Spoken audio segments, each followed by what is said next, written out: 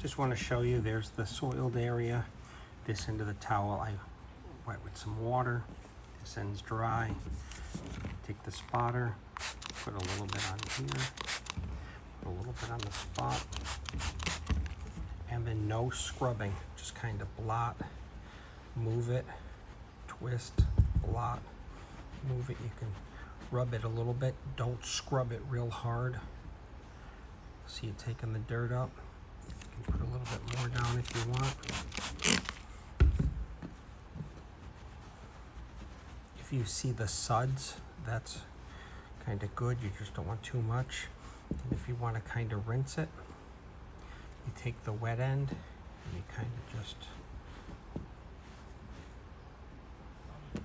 take it around like this, and then you can dry it just like this, and the spot is gone.